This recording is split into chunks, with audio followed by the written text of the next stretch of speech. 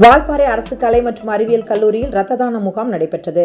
கோவை மாவட்டம் வால்பாறையில் உள்ள அரசு கலை மற்றும் அறிவியல் கல்லூரியில் ORC, NCC, NSS மற்றும் அரசு மருத்துவமனை இணைந்து நடத்திய இரத்த தான முகாம் கல்லூரியின் முதல்வர் சிவசுப்பிரமணியம் ஆலோசனைக்கு இணங்க கோவை அரசு மருத்துவமனை மருத்துவர் மாரியப்பன் தலைமையில் வால்பாறை அரசு கலை மற்றும் அறிவியல் கல்லூரி ஆடிட்டோரியத்தில் இன்று நடைபெற்றது. இந்த இரத்த தான முகாமில் சுமார் 75 மாணவர்கள் மனமுகந்து கலந்து கொண்டனர்.